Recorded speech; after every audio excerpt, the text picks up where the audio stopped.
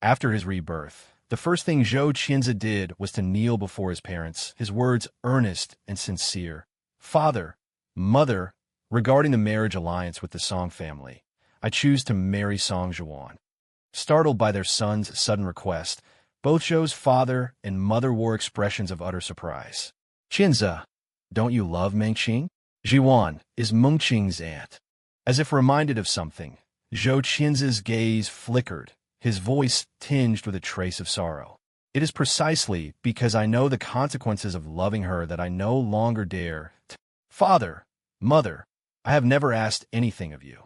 As a privileged young master of a wealthy family, I understand that marriage is a responsibility I must bear.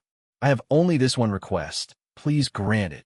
Seeing the redness on his forehead from kowtowing, Zhou's parents sighed softly and helped him up. Since you've made up your mind, then your mother and I will go to the Song family and inquire. The only issue is that Song Zhuan holds a high position and power. She might not necessarily agree to this marriage. You must be mentally prepared. While comforting their son, Zhou's father and mother prepared generous gifts for their visit. As the black car gradually drove away, Zhou Qinzi turned back to look at the familiar furnishings of the living room, a sense of unreality washing over him. Suddenly, the phone on the table rang. Night scene, come over. It was a message from Song Mengqing, inviting him to meet, along with the address of a bar. Recalling what had just happened, Zhou Qinzi also wanted to take this opportunity to clarify the change in the marriage arrangement, so he hurried over. However, the moment he pushed open the door to the private room, a bucket of cold water was thrown directly at him, drenching him completely. The icy chill seeped into his skin, causing him to shiver involuntarily. He heard mocking laughter coming from all directions. Oh, isn't this our young master Zhou? Why are you soaked like a drowned rat? Serves him right. Who told him to chase after Sister Mengqing all day long? This is the fate of a shameless lapdog. Song Mengqing walked up to Zhou Qinzi with a cold expression, her eyes filled with a dark haze. Are you so eager to marry me? The news of the marriage alliance just started spreading, and you rushed to have your parents discuss the marriage at my house, making it known to the whole city. Now everyone in the circle knows that you and I are to be married. Are you satisfied? Zhou Qinzi knew she had misunderstood. He wiped the water from his face, brushed aside the wet hair sticking to his forehead, and looked at her calmly. The marriage alliance between the Zhou and Song families is a foregone conclusion. It makes no difference which family discusses it. But you don't need to worry, because this matter has nothing to do with you. Song Mengqing was stunned for a moment, then sneered. Nothing to do with me? Are you going to say that the person you're marrying isn't me? Ridiculous. Besides me, who else in the Song family could marry you? Just as Zhou Qinzi was about to speak, the partially closed door was pushed open. Lynn Majuan, who burst in and saw the scene, had tears welling up in his eyes. Sister Mengqing, I heard you're getting married. I came specifically to wish you happiness, to wish you and young Master Zhou a happy and long life together. With that, he rushed out with reddened eyes, leaving only the faint sound of his sobs behind. Majuan! Song Mengqing instantly became anxious, pushing aside the person blocking her way and chasing after him. Zhou Qinzi, who was pushed onto the coffee table, had a cut on his forehead, and blood flowed profusely, making him look extremely frightening. A sharp pain struck him. He looked at the two receding figures, and many past events surfaced in his mind. In his previous life, Zhou Qinzi and Song Mengqing had grown up together as childhood sweethearts, and their relationship was very deep. After reaching adulthood, when he heard his parents mention the marriage alliance between the two families, he thought of Song Mengqing's meticulous care for him over the years and unhesitatingly chose her. But after hearing this news, her attitude towards him gradually changed, from anger to indifference, and finally to near disgust. Zhou Qinzi didn't understand why, but he still chose to marry her, thinking that things would gradually improve after the wedding. But even after their child was born, he found tens of thousands of photos of Lynn Majuan treasured by Song Mengqing in the study. At that moment, he realized that the person she actually loved was the son of her family's housekeeper, but she couldn't have him due to the class difference. Lynn Majuan also married someone else 2 years after her marriage, but their relationship was always discordant. She drowned her sorrows in alcohol every day, grieving for him. And the day his wife died in a car accident was the happiest day of her life. Zhou Qinzi saw all of this and felt a deep sense of desolation. But he could only force himself not to pay attention, focusing wholeheartedly on raising their daughter to adulthood, until a kidnapping case involved both his daughter and Lynn Majuan's son. The kidnapper asked Song Mengqing to choose one to save. She hesitated for only a few seconds before choosing the boy who was not related to her by blood. The next second, their daughter was pushed off a tall building and fell to her death. Witnessing this, Zhou Qinzi broke down on the spot and jumped off the building as well. Now, reborn, he was unwilling to torture himself any longer and only wanted to draw a clear line with Song Mengqing. In the private room, a group of people were still laughing and making sarcastic remarks. A forced melon isn't sweet. Sister Mengqing doesn't want to marry someone. So what if they get married? When Sister Mengqing is not home, some lapdogs, will be complaining at home. Amidst the mockery, Zhou Qinzi's phone rang. He picked it up and saw a message from his parents. Qinzi, Jiwan agreed. The wedding will be held in half a month. His parents were usually calm and composed. The 3 exclamation marks clearly showed how surprised and excited they were that Song Jiwan had agreed. Zhou Qinzi suddenly breathed a sigh of relief. He forced himself to stand up and looked at the people who were watching the drama, the corners of his eyes and eyebrows revealing an unprecedented firmness. Whether I'm happy after marriage is none of your concern, and it has nothing to do with Song Mengqing. Please tell her that I will be married in half a month, and the bride will not be her. After leaving the bar, Zhou Qinzi went to the hospital to treat his wounds. Back home, he cleaned out everything related to Song Mengqing, sealing it all in boxes. His parents, who happened to return home at that moment, were taken aback. Qinzi, have you truly let go of Mengqing? Do you no longer love her? Seeing his unhesitating nod, Zhou's parents were relieved and said with a smile, That's good. Jiwan is busy abroad, and today the Song family had a video call with us, and the marriage has been settled. Compared to Mengqing, Jiwan is more composed and refined, indeed more suitable for you. It's just that with her reputation, we felt it was a bit presumptuous, so we didn't consider her. We thought she wouldn't agree, but surprisingly, she accepted very quickly. Zhou Qinzi's eyes instantly turned red. When he initially made up his mind, he knew Song Jiwan would definitely agree. In his past life, because of the generational gap, all the signs of prestigious families were afraid of her, Zhou Qinzi included. Therefore, he had very little contact with her, hardly ever meeting except for family banquets. He only knew that she was wholeheartedly devoted to her work, single-handedly creating a towering business empire, and had never married. It wasn't until the age of 35, when she committed suicide, that a stack of love letters was found in her bedroom during the arrangement of her belongings. Each letter was addressed to Xing, and no one in the Song family knew who this was for. Only Zhou Qinzi knew that the day he was born, the sky was full of stars. Xing, meaning bright admirer of the star, was a pet name given to him by the most intimate elders in his family. He had never known that this woman of high position, seemingly unattainable, had been secretly in love with him all her life. Now that heaven had given him a chance to start over, he was willing to give them both a chance. Lost in thought, Zhou's parents took out a gift box and presented it to their son, their tone full of gratification. Qinzi, tomorrow is your birthday. Jiwan can't make it back, but she had her assistant bring a gift from her study. See if you like it.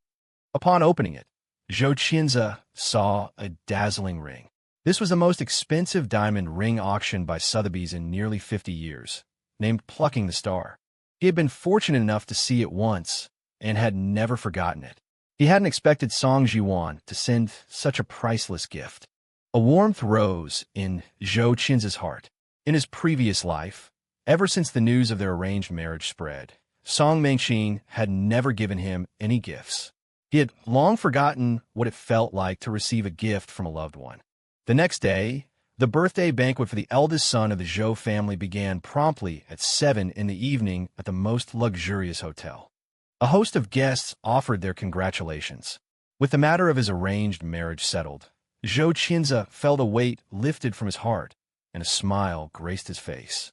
until midway through, a commotion arose from the crowd, and all eyes turned towards the entrance. Zhou Qianze followed the gaze of the others, only to see Song Mengqing unexpectedly attending his birthday banquet with Lin Majuan. And this was not the most humiliating part.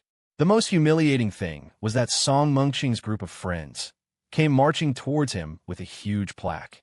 In the center of the plaque were 4 large characters, hypocritical and self-righteous, dedicated to Zhou Qianze. The guests crowded forward to watch the show, whispering and gossiping among themselves. Zhou Qianze's face turned pale. He clenched his fists tightly, staring fixedly at the group of troublemakers, his voice icy. What is the meaning of this? The group sneered at him, deliberately raising their voices. That's what we want to ask you. Didn't you say yesterday that Sister Mengqing wasn't the bride? Then why did Sister Mengqing find out when she got home that the family had already started preparing for the wedding? Who's better at playing hard to get than you? Young Master Zhou? I think these words are perfectly fitting. I knew he was just being stubborn yesterday. He's been chasing Sister Mengqing for so many years. Everyone knows he's been groveling to the point of losing his dignity. Now, suddenly saying he doesn't like her, doesn't want to marry her, it's just a delaying tactic. Among your generation in the Song family, there's only Sister Mengqing. Who else could he marry but her? A burst of laughter erupted in the hall. Song Mengqing also looked at him coldly. Zhou Qianze, stop acting so hypocritically and self-righteous, and don't think you're attracting my attention. After we get married, you'll only have the title of my legitimate husband, nothing else. I won't give you anything. Zhou Qianze had heard these words from her in his previous life as well, and she hadn't lied. In 7 years of marriage, apart from the title, he truly had nothing. Hearing these words, the surrounding people started buzzing with discussions. Zhou Qianze's complexion instantly paled. He took a deep breath and raised his voice. Song Mengqing, I don't need you to give me any title. Listen carefully. My betrothed is not you, nor anyone of your generation, but your. Before the name could be uttered, it was interrupted by an unexpected event. Lin Majuan suddenly covered his nose and mouth, his face breaking out in a dense rash. With reddened eyes, he leaned on Song Mengqing's shoulder. Sister Song, I'm so itchy. Why are there so many hyacinths here? I'm allergic to hyacinths. Hyacinths were Zhou Qianze's favorite flowers, so the hall was decorated with them everywhere one looked. Hearing the increasingly rapid breathing of the person in her arms, Song Mengqing's expression turned urgent. She kept calling Lin Majuan's name, and finally had someone take him to the hospital. In the end, only 2 sentences were left. One for him. Zhou Qianze, after we get married, you're not allowed to plant or place hyacinths anywhere. One for her friends. After I leave, wreck this banquet hall. Sure thing, Sister Song. Consider it done.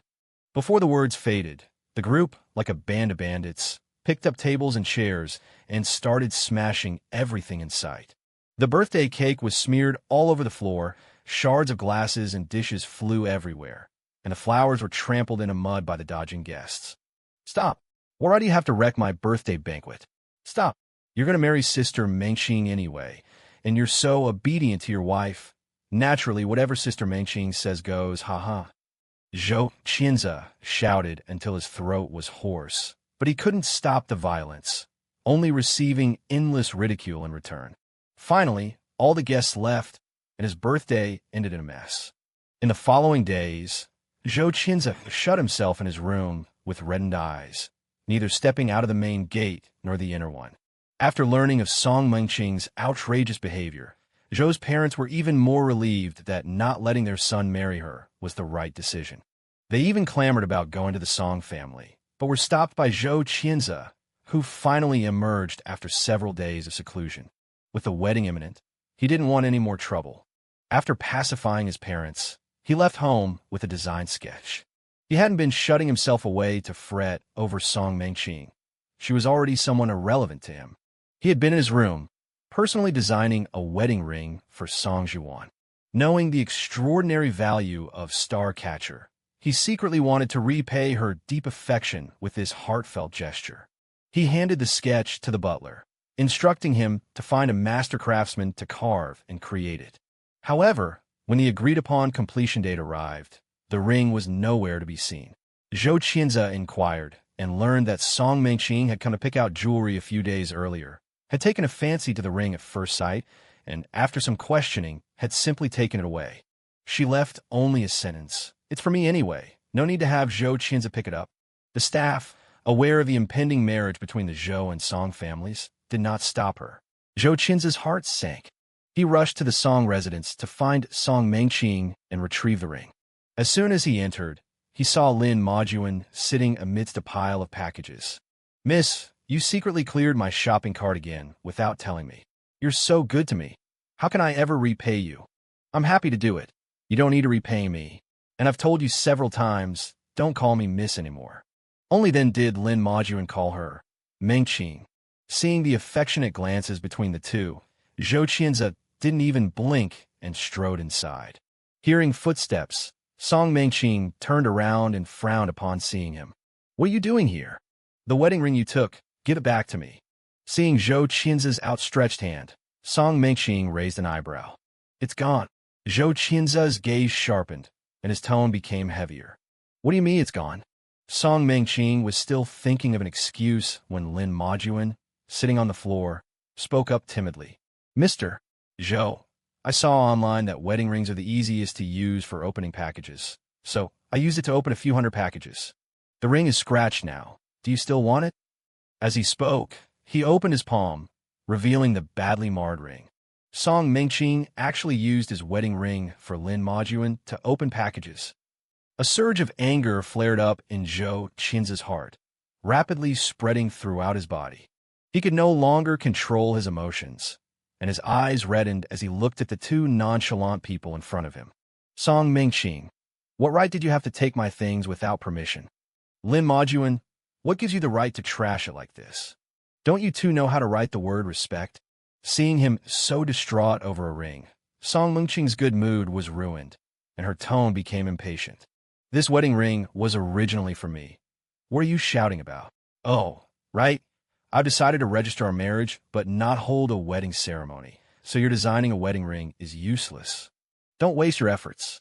Zhou Qianze clenched his fists, infuriated by her dismissive attitude, and declared once again, "Song Mengqing, this wedding ring is not for you. If not for me, then who?" "Zhou Qianze, that's enough. You're overacting." Song Mengqing retorted, casually tossing the ring away and pulling Lin Majuan out the door. "Don't waste time arguing with him. Majuan, didn't you say you wanted to learn to drive the other day? Come, I'll teach you." Watching the two leave, countless surges of anger and resentment welled up in Zhou Qianze's heart. He wanted to chase after them, but he was powerless to do so. He could only squat down and search for the ring. After half an hour, he finally found it in the flower bed. Carefully placing it in his pocket, he turned and left without hesitation. It was too late to make a new one, so he could only find someone to repair it and see if it could be restored to its original state. Just as he walked out of the villa, he heard a strange noise. Looking up, he saw a car speeding straight towards him. Zhou Qianze's eyes widened suddenly. With a loud bang, he was thrown 10 meters away and landed in a pool of blood. Lin Majuan, pretending to be scared, got out of the car, crying. Oh no, I just started learning to drive and accidentally hit the gas instead of the brakes. I've caused a big accident. Mr. Zhou is bleeding so much. Mengqing, will something happen to him?" Seeing the large bloodstain on the stone steps, Song Mengqing frowned and held Lin Majuan in her arms, comforting him softly. "It's okay, he always likes to play pitiful, and he's just acting now. Don't worry about it. He'll wake up when he can't keep up the act anymore. Majuan, don't be afraid, and don't cry." Hearing these words in a daze, Zhou Qianze felt a chill run through his body, and tears could no longer be held back. "Song Mengqing, I thought that even if you didn't like me, we've been childhood sweethearts for so many years, you would at least have a tiny bit of feeling for me. But you're willing to completely disregard my life just to comfort Lin Majuan. Why did I ever like you in my past life?" He struggled to call for help, but just as he grasped his phone, his strength completely drained away. Boundless darkness surged in, completely engulfing him. When he opened his eyes again, it was already the next day. Shortly after he woke up, a doctor came in with his medical records and said sternly, Why didn't you come to the hospital immediately after the car accident? Did you have to bleed so much before being sent here? Are you kidding me? Recalling the scene before he lost consciousness, Zhou Qianze moved his lips but only managed a bitter smile, unsure how to answer. Was he supposed to say that his childhood sweetheart was busy comforting another man? So, she left him for dead? The doctor didn't press further, but continued. Where's your wife? Get her to complete the hospital admission procedures for you. The anesthetic hadn't worn off yet, and Zhou Qianze blurted out subconsciously. Abroad. Before he could finish, the door to the ward was pushed open. Song Mengqing, who happened to enter, stared at him intently. Who's abroad? Isn't she right here? You signed the surgical consent form. So, she must be his wife, right? Weren't you told to keep watch 24/7 while the patient is in a coma? Why did she suddenly disappear? Luckily, nothing happened. Now, go. We'll take care of the paperwork. The doctor said, tearing off a hospitalization slip and handing it to her before leaving the room. She's not my wife. Zhou Qianze was still explaining, even though everyone had already left. For some reason, Song Mengqing felt a pang of discomfort. All right, she brought you to the hospital. Is this some kind of game to play hard to get? Enough is enough. She placed the bag in her hand on the table. When she saw the bandages wrapped around his head, her tone softened slightly. It's still warm. Eat it while it's hot. Seeing the familiar logo, Zhou Qianze was stunned. In the past, whenever he was sick, he wouldn't be able to eat anything. Song Mengqing would travel dozens of miles and wait in line for a long time to buy red bean cakes from this particular shop to cheer him up. But whether it was in his previous life or this one, ever since she found out about the arranged marriage, she had never been this gentle. Looking at the steam rising from the bag, Zhou Qianze didn't move. He gently closed his eyes. The next second, he heard Song Mengqing's hesitant voice. Yesterday, Mo Jun didn't mean it. Don't make trouble for him. So it was still for Lynn Majuan. Zhou Qianze opened his eyes again, and even laughed through tears. Song Mengqing, he deliberately caused harm. I will definitely call the police and make sure he receives the punishment he deserves. The expression on Song Mengqing's face froze instantly, and she became somewhat exasperated. I bought you the food and apologized on his behalf. Zhou Qianze, don't push your luck.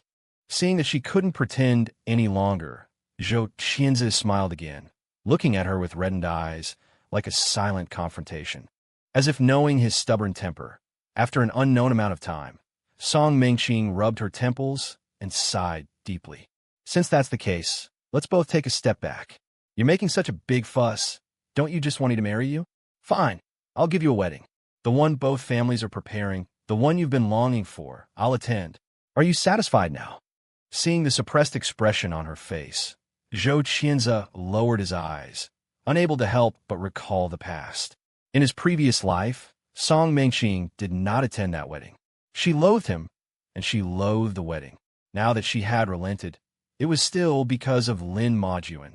Back then, although she didn't like him, she still married him, most likely because she was threatened by her family. After all, Lynn Majuan was her only weakness, and, as just the son of a housekeeper, he was easy to control. It was easy to make her obey. But in this life, Zhou Qianze would absolutely not repeat the same mistakes. So he stated it directly. No need. The bride was never meant to be you. Whether you attend or not makes no difference. Song Mengqing was completely infuriated by him. Just as she was about to lose her temper, her phone rang. Seeing the name Mo Jun, she couldn't care about anything else and turned to leave. Watching the door slowly close, Zhou Qianze picked up his phone and dialed 110 to call the police. After he explained the whole situation, he received unexpected news. Mr. Zhou, we're very sorry, but this car accident was ruled as accidental. Your fiancé signed a letter of understanding at the scene, so we cannot open a case. Hearing this result, Zhou Qianze felt a stifled feeling in his chest. He couldn't get it out, and he couldn't swallow it down. He slammed his phone against the wall, pain spreading from his limbs to the depths of his heart. Finally, he couldn't hold it in any longer and cried alone in the empty hospital room. In the following days, Song Mengqing came to the hospital almost every day, bringing fruits and nourishing soups. She even invited several doctors for a joint consultation. Zhou Qian's emotions had stabilized, and he treated her as if she were invisible. Seeing his cold and detached demeanor, she also became a little flustered, not knowing what kind of tantrum he was throwing now. But considering he was a patient, she could only force herself to endure it. It wasn't until the day he was discharged from the hospital that Zhou Qianza refused to ride in her car. She could no longer restrain her frustration and questioned him. "I've already made concessions. How long are you going to keep this up? Are you going to keep acting out? Are you not afraid that I'll give up and refuse to marry you?" Zhou Qianza knew that no matter how much he explained, she wouldn't believe him. So he simply lowered his head and pretended not to hear. In Song Mengqing's eyes, this was him softening. Her mood slowly improved, and her tone became much gentler. "Don't make a fuss anymore. Mayan is coming back today. I'll take you to a family dinner. She's the head of the Song family, and tonight she'll announce our engagement in front of the whole family. Since I promised you, I will definitely attend, and I'll give you a grand wedding. Surely you'll be satisfied then." Zhou Qianza finally looked up at her, a hint of excited joy breaking through the indifference he'd worn for days. "Your aunt is back in the country." Seeing him return to his normal self, Song Mengqing curled her lips, a knowing look on her face. "Yes. Are you that eager to marry me? Don't worry, I'll attend the wedding. But stop with the games. This push-and-pull routine is fine once or twice, but it gets tiresome." As she spoke, Song Mengqing opened the car door. Zhou Qianza knew she wouldn't listen to any explanation, so he, unusually, didn't bother. After settling into the passenger seat, he said directly, "I want to go home, tidy myself up, and change my clothes." Seeing how much he valued this banquet, thinking he must love her so much that he wanted to present his best self to her aunt, Song Mengqing raised an eyebrow and, for once, agreed to his request. Once everything was ready, they returned to the Song family's old residence. Many people had come to the banquet. They showed no surprise at seeing Zhou Qianza and greeted him. After returning their greetings, he sat in a corner, waiting for Song Jiwan to appear. He was absent-minded all evening, his heart pounding, unsure of what their reunion would be like. Song Mengqing, sitting beside him, quickly noticed something was amiss and shot him a displeased look. "I'm right here. What are you spacing out for? One last warning. I've agreed to marry you, so don't you dare put on that face. Or I might just change my mind." Zhou Qianza wanted to retort, but he held his tongue. Soon enough, she would know that she wasn't the bride, so there was no need to waste his breath. A few minutes later, the doors to the hall finally opened. Everyone turned their heads, looking expectantly. But the person who appeared was not Song Jiwan, but Elder Mr. Song. He tottered onto the stage and announced to the gathering. Jiwan was in a minor car accident before her departure. She missed her flight and is currently still abroad. She will not be attending today's banquet. Upon hearing this news, Zhou Qianza stood up abruptly, his voice full of anxiety. "Elder Mr. Song, how is she? Is it serious?" Elder Mr. Song waved his hand, reassuring him. "She's fine, and it won't delay the important matters." "Qianza, don't worry." Song Mengqing frowned and pulled him back down, whispering her reprimand. "Even though the marriage alliance is certain, you haven't entered the Song family yet. Don't show such concern for my aunt to demonstrate your status. It's not appropriate." Zhou Qianza, at his wit's end, was about to speak plainly when Elder Mr. Song coughed, instantly silencing the room. The main purpose of gathering everyone today is to announce the marriage alliance between the Zhou and Song families.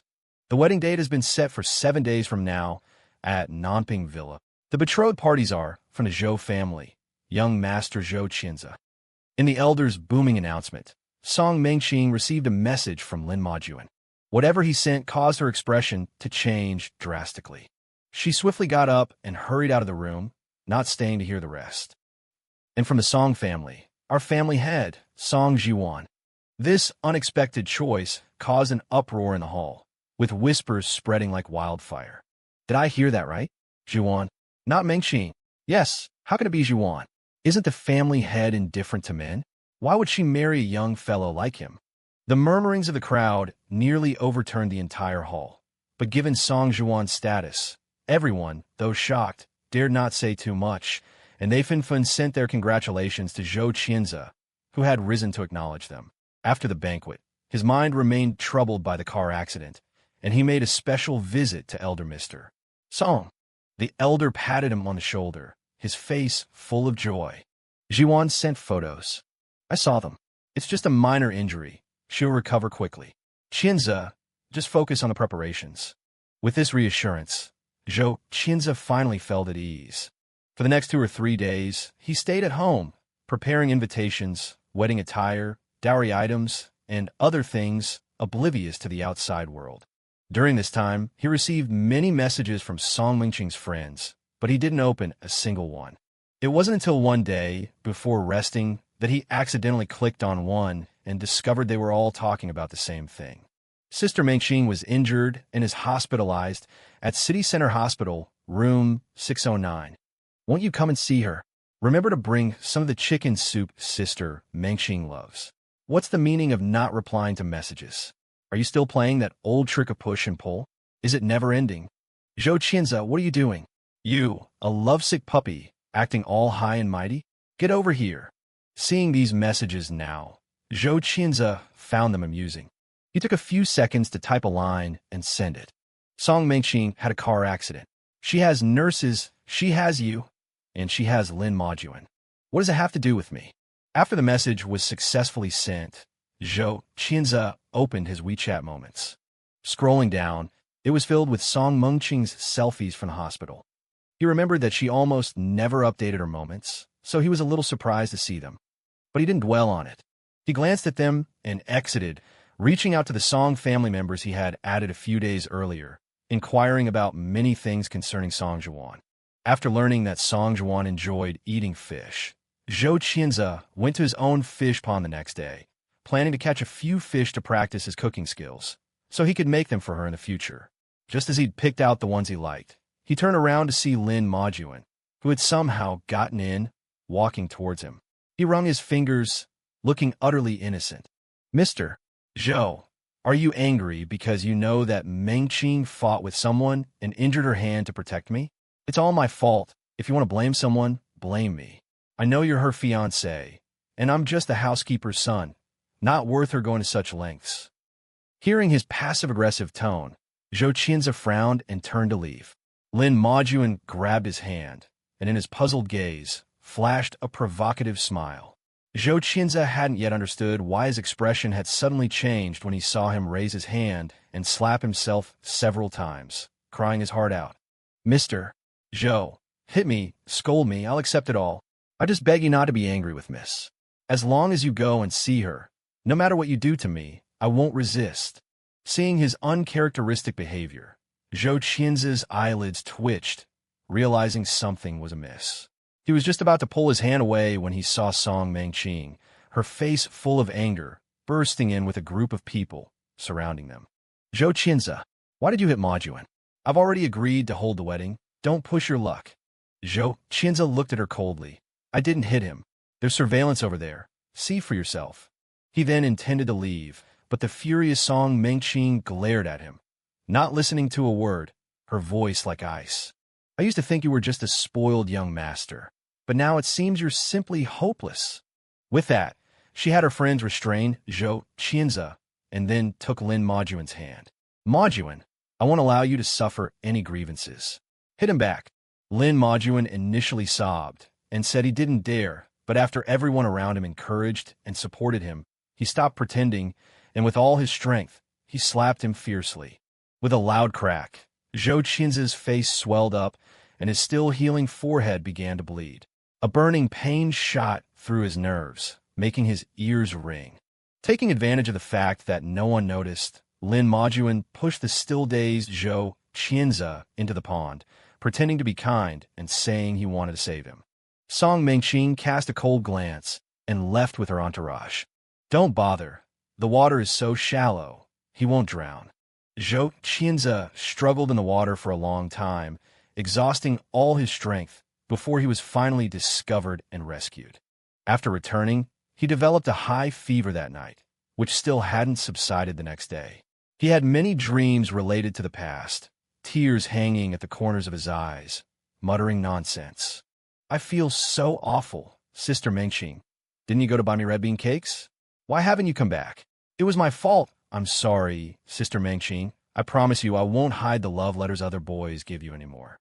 Song Mengqing, who happened to push the door open, was initially startled when she heard this. She recalled the time when Zhou Qianze followed her around, and she was happy to spoil him, and couldn't help but soften a little. It's come to this for no reason. If you hadn't insisted on forcing the marriage, I would have treated you like a brother for the rest of my life. The day Zhou Qianze heard this and woke up. As soon as he opened his eyes, Song Mengqing resumed the disdainful look she had worn a few days ago, and said in a deep voice, "The old master heard you were sick and insisted I come to see you. Don't get any ideas. I was forced to, otherwise I wouldn't have come at all." The next second, Lynn Majuan entered timidly, nervously apologizing. "Mr. Zhou, I was wrong about what happened yesterday. Please forgive me." Zhou Qianze had been slapped for no reason and then pushed into the lake, and only now was he finally starting to recover a little, but he no longer had the strength to argue. He staggered to his feet, ready to chase them away, but saw Lynn Majuan staring intently at his neck. He couldn't help but touch his neck, where a necklace hung, given to him by Song Mengqing on his coming-of-age ceremony. Song Mengqing naturally noticed it too. She knew how important this necklace was to Zhou Qianze, and her gaze darkened slightly. "Majuan, I'll have another one custom-made for you when I get back." She stopped mid-sentence. Zhou Qianze directly ripped off the necklace and threw it over.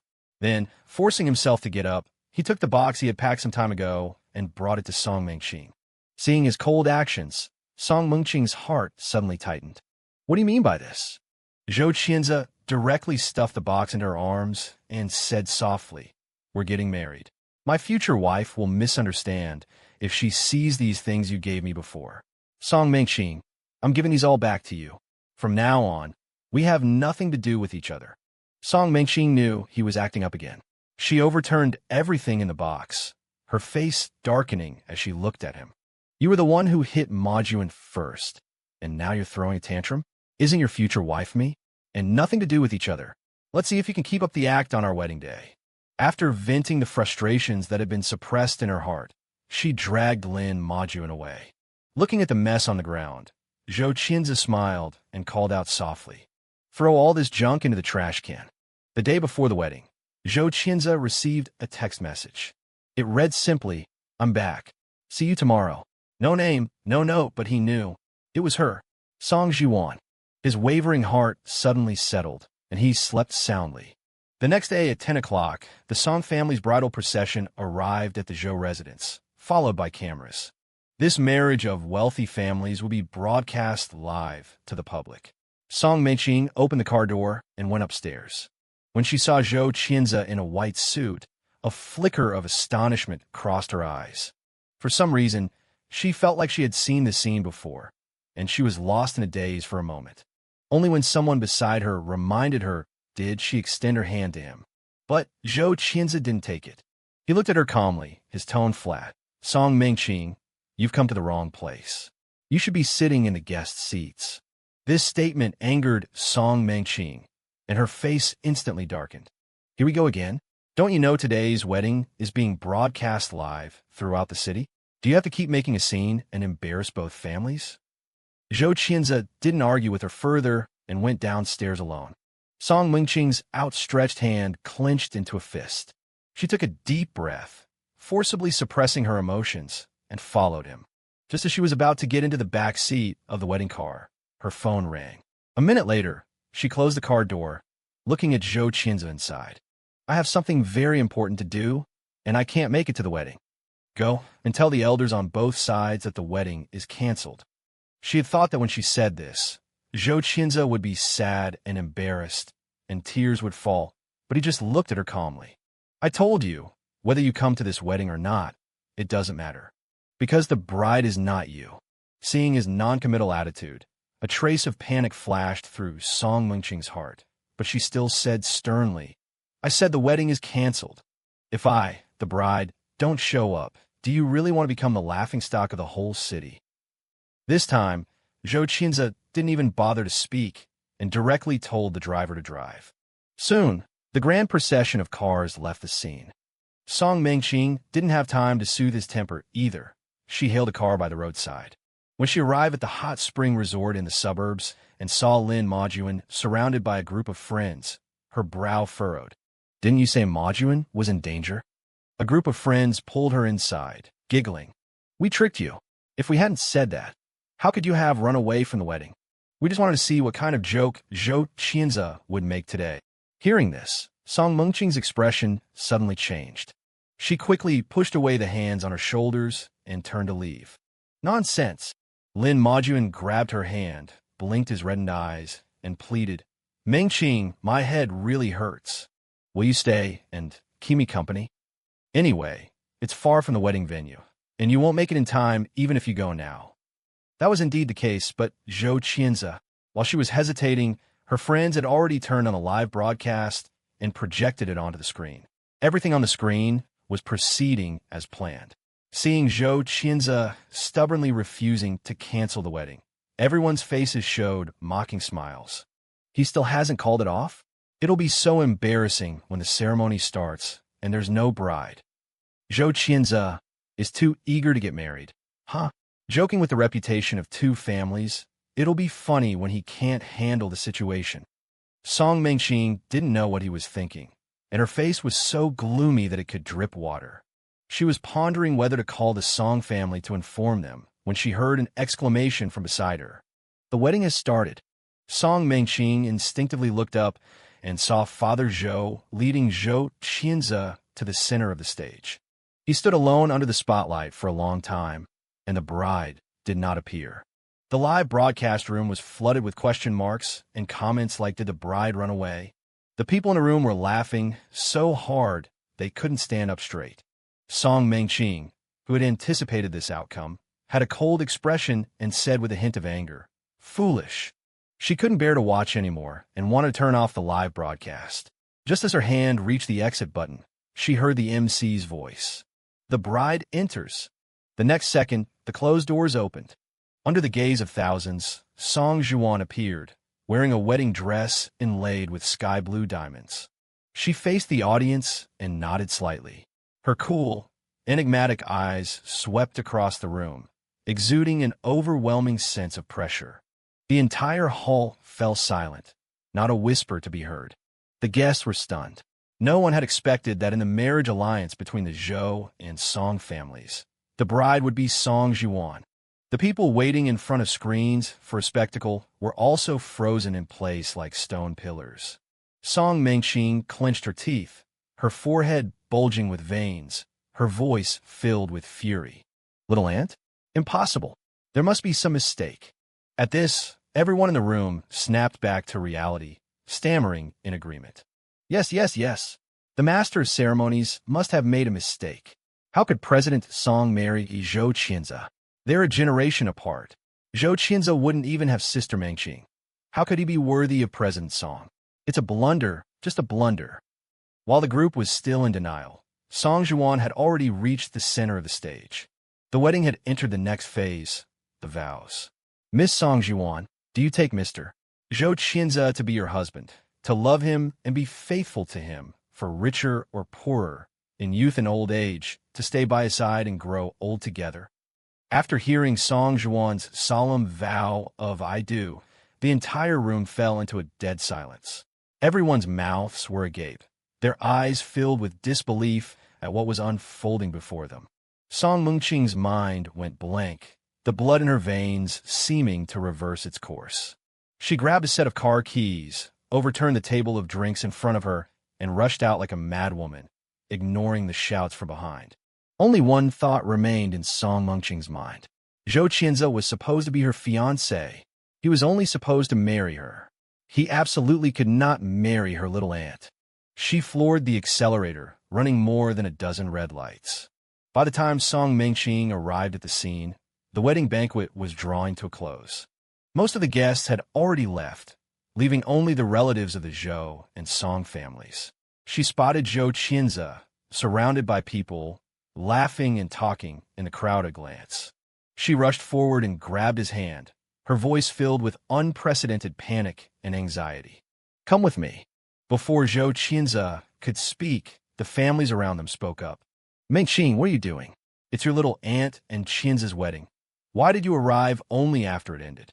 Chinza and Juan still have to return to the old residence to offer tea. Why are you causing trouble? Song Mengxing, let go. It's one thing to be unruly usually, but today is your little aunt's wedding. If you keep this up, I'll deal with you. Her uncles and parents were all scolding her, but Song Mengxing remained stubborn, tightening her grip. The skin on Zhou Qian's wrist turned red from her grasp. He furrowed his brow slightly, about to speak, when he heard a gentle and magnetic voice from behind. Let go. Just 2 words, but Song Mengxing released her grip as if electrocuted. She didn't even dare to turn her head, hesitantly calling out, "Little aunt." Song Jiwan didn't respond to her. The crowd automatically parted, and she walked directly to Zhou Qianza, lifted his hand, and gently rubbed it. Only then did she glance at Song Mengxing. "This is your uncle." The air seemed to freeze. Song Mengxing resisted this title fiercely, but under Song Zhuan's powerful aura, the hairs on her body stood on end, as if ants were crawling on her. The fear buried deep in her blood compelled her to whisper the title. On CLE. In front of both families, Zhou Qianza responded generously. "We're family now." Each word was like a heavy stone blocking Song Mengxing's heart, making it hard for her to breathe. She clenched her fists tightly, staring fixedly at the person in front of her, emotions surging in her eyes. Zhou Qianza could sense her reluctance and anger, but he didn't care. He took Song Jiwan's hand and asked her with a smile about their next plans. Song Jiwan glanced at the time, and when she looked up again, her eyes, usually devoid of emotion, showed a rare hint of tenderness. Because the connecting flight was delayed, the morning tea ceremony was skipped. According to tradition, we should go to the old residence to make up for it, but you've had a long day. Let's postpone these formalities until tomorrow. Go back and rest first, okay? Hearing this, the elders of the Song family laughed and teased. "Oh, being married is different. You're already doting on your husband." Jiwan always seemed so aloof and distant, but it turns out she can speak so gently. With his youngest daughter now married and the entire family gathered together, old Master Song, beaming, waved his hand and said in a loud voice, "As long as you two live in harmony and respect each other, it doesn't matter whether we drink this tea or not." Chinza got up early to get ready. "You must be exhausted. Don't disturb the newlyweds. Everyone, let's disperse, let's disperse." Amidst the teasing, Song Zhuan pulled Zhou Qianza away from the venue. Watching their retreating figures, Song Mengxing's clenched fists cracked. The suppressed anger and pain within her body after everyone had left finally poured out. What on earth is going on? The Zhou and Song families were supposed to have a marriage alliance. Wasn't I supposed to marry Zhou Qianza? Immersed in their joy, Song's parents were startled by her furious shout and looked at their daughter with displeasure. "What madness is possessing you now? Half a month ago, when a Zhou family came to our door, your Uncle Zhou, Aunt Zhou, and Qianza specifically asked for your little aunt's hand in marriage. They never mentioned your name. So how could it be your turn? If the bride wasn't me, why was I asked to meet the wedding procession?" Lynn Majuan, who had arrived late, and a crowd of people were stunned when they entered and heard this conversation. Seeing the sudden intrusion of a large group of people, including Lynn Majuan, Song's parents had already guessed the reason for Song Mengxing's absence today, and their faces darkened. "This morning, your aunt and uncle's flight was delayed during their transfer in Macau. We asked you to help with the wedding procession, and what did you do? You ran off halfway, hanging around with a bunch of dubious friends. How improper. Today, at the wedding, all the relatives of the Zhou and Song families were present, except for you. If it weren't for your Uncle Zhou's help in persuading him, the old master would surely have punished you. From now on, Qianza is your uncle-in-law. You be careful and don't do anything out of line. Otherwise, if your aunt gets angry, no one can protect you." Amidst these scoldings, Song Mengxing's face gradually turned pale. She had never thought that one day, Zhou Qianza would become her uncle-in-law. Her shoulders trembled uncontrollably, and she closed her eyes in despair. The past events she had once scoffed at now flashed before her eyes one by one. Zhou Qianza's resolute clarification in the bar, drenched like a drowned rat, the engagement ring he designed that was too small for her and took great effort to put on, the nervous emotions he couldn't help but feel whenever her little aunt's name was mentioned at family dinners. Only now did Song Mengqing finally understand. It turned out that everything was true, and Zhou Qianze had never lied to her. It was just that she was immersed in the past when he pursued her so fervently, so she ignored his changes. From the day of their engagement, Zhou Qianze was no longer the same Zhou Qianze. But why did the person who was so insistent on marrying her the day before seem to change overnight? Perhaps it wasn't the person who changed, but the attitude. Had the things she did in the past hurt him so much that he decided to give up? Or was marrying her little aunt just another tactic of his, playing hard to get? Countless thoughts swirled in Song Mengqing's mind, and she felt like her head was about to explode, clutching at her hair desperately. Seeing her like this, Lin Majuan held her in his arms, his face full of heartache, constantly comforting her. Song's parents, who were about to leave, saw this, and their expressions turned extremely ugly. The son of a housekeeper, daring to dream of climbing the Song family tree? Though Zhou Qianze was aware of Song Jiwan's feelings, their lack of interaction across 2 lifetimes left him feeling awkward in their first moments alone. Sensing his unease, Song Jiwan spoke softly. "Everyone calls you Qianze?" Caught off guard by her sudden question, Zhou Qianze nodded gently. "My grandparents also call me Xing. You can call me that too." Halfway through the sentence, his face flushed crimson. He inexplicably remembered the stack of love letters he had only glimpsed once, and he lowered his eyes, feeling a pang of guilt.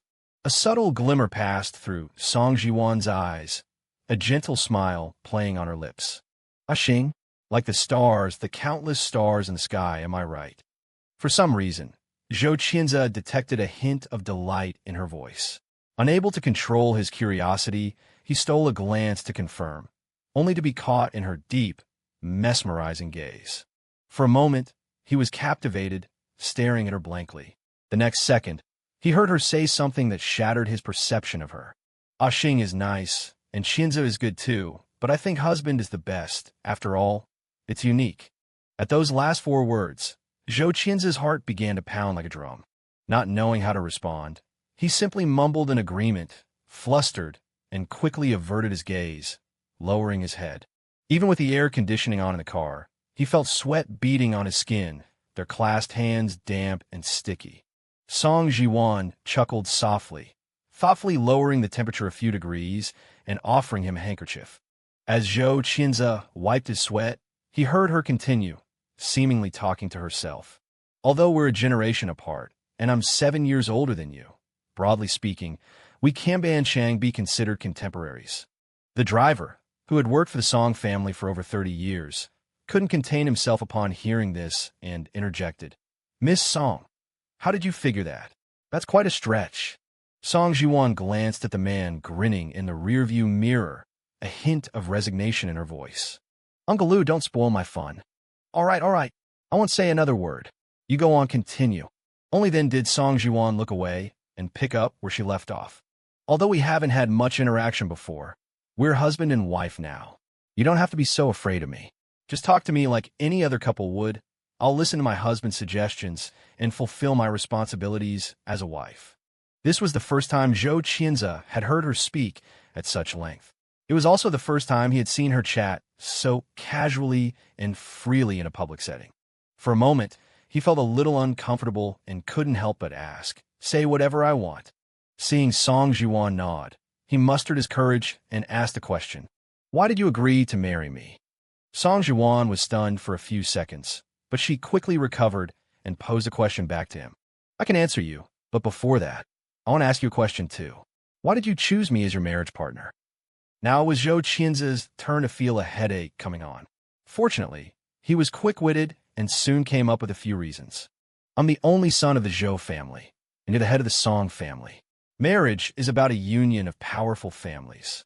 Besides, we're not that far apart in age, so we'll definitely have common ground and things to talk about. No need to worry about getting along after marriage.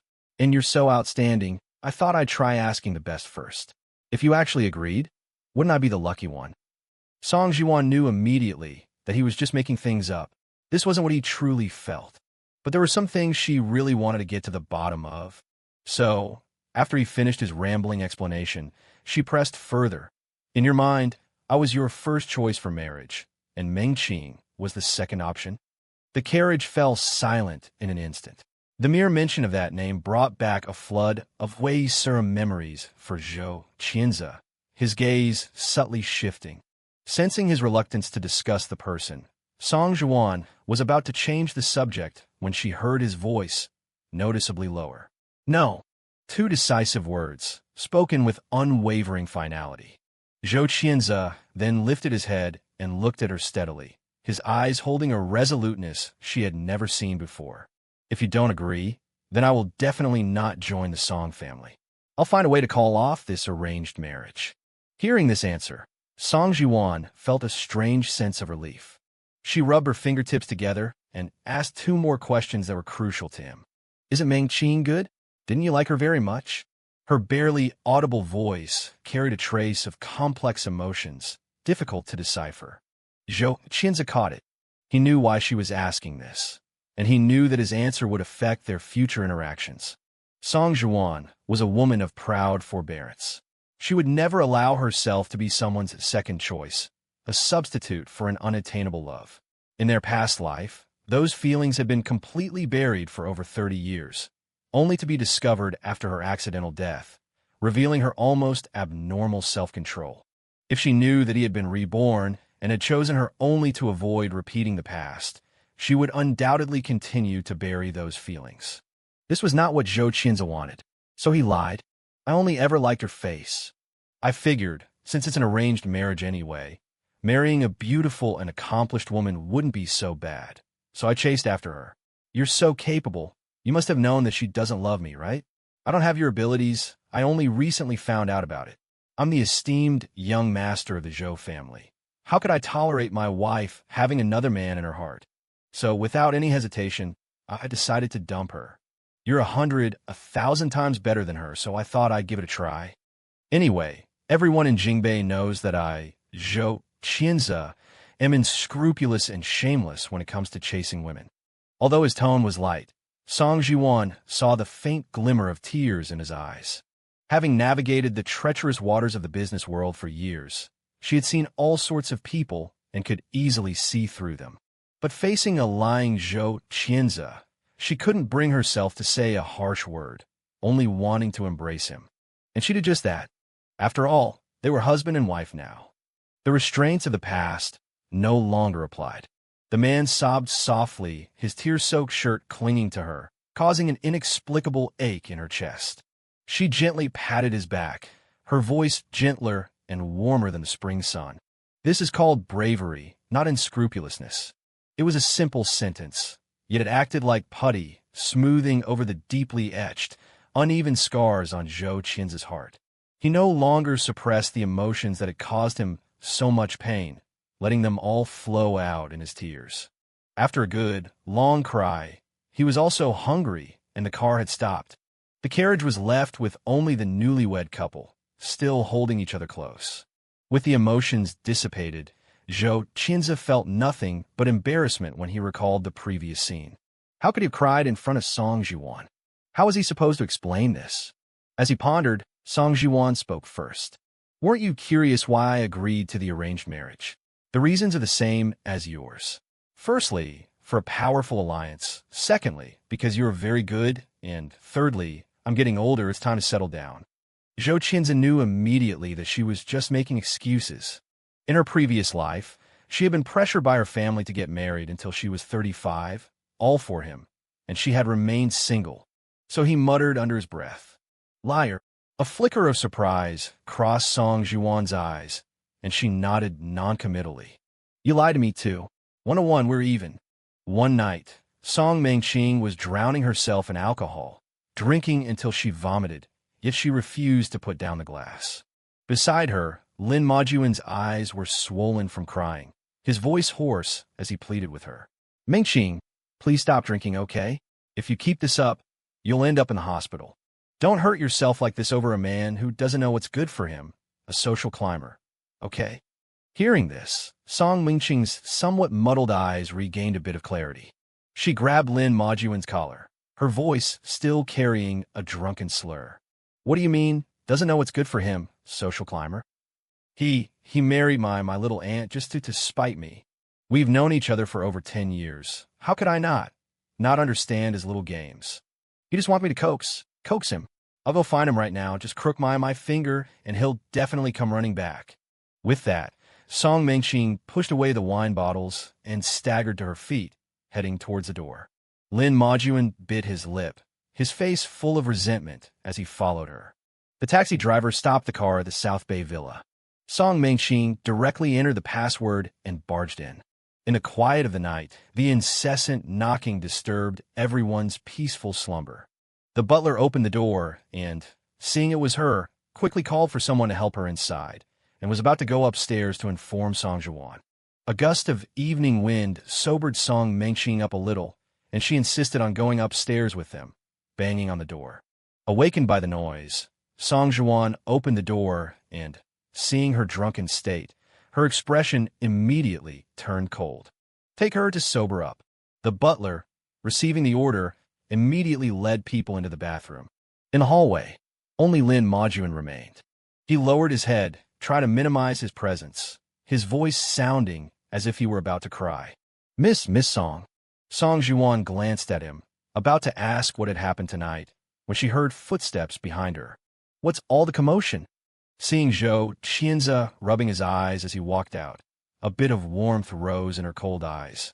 She turned and took his arm. It's nothing, you go back to sleep. I'll handle it quickly. Hearing a familiar voice, Lin Majuan couldn't help but look up, only to see the person Song Mengxing had been pining for all night, now nestled in another woman's arms, being carefully tended to. Thinking of how his careful schemes had come to nothing, and how the person he hated most was now living the life he envied, Lin Majuan was filled with resentment and couldn't resist stirring up trouble. Mr. Zhou, Miss Song was heartbroken all night because you got married today. No matter how angry you are with her, you shouldn't have used Miss Song as a shield to hurt her so. She had already agreed to marry you. How could you go back on your word?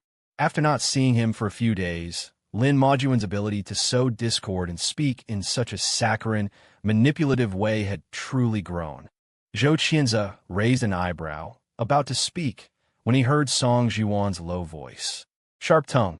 Tomorrow, I'll have to ask my sister-in-law how she managed to train such a clever servant. Hearing the words sister-in-law, Lin Majuan felt a chill run through his entire body. Song Mengxing's parents had always disliked him, and had tried several times to find reasons to fire his family, but Song Mengxing had always stopped them. If Song Zhuan personally complained to them, not even the gods could save his family. So he stammered an explanation, his words slurring. No, Miss Song, I'm telling the truth. The Pezon Emea. Zhou has always wanted to marry is our miss, all of northern capital knows. Before he could finish, Zhou Qianze cracked his knuckles and swiftly slapped him twice across the face. He used enough force to make Lin Majuan see stars, both sides of his face swelling up like a red birthday peach. Why did you hit me? Lin Majuan, dazed from the two slaps, lost his composure as well. He slumped to the floor, screaming hysterically. Zhou Qianze blew on his stinging palms and glanced at him indifferently. One slap is for you hitting me with your car last time, and the other is in return for yours. Is that hard to understand? Hearing this, Song Zhuan's gaze instantly froze. When she looked down at the person on the floor again, the emotions contained in those eyes made Lin Majuan shudder. There was no anger, no contempt, only the indifference of looking at an ant. In an instant, his scalp tingled, and for the first time he felt death so close. Just as he was nearing a breakdown, the housekeeper emerged with Song Mengxing, who was mostly sober now. She spotted Zhou Qianze at once and stumbled over, trying to grab him. But Song Zhuan slapped her hand away. Years of spoiled behavior made her want to lash out, but when she looked up and saw that familiar face, her impatience instantly turned to fear.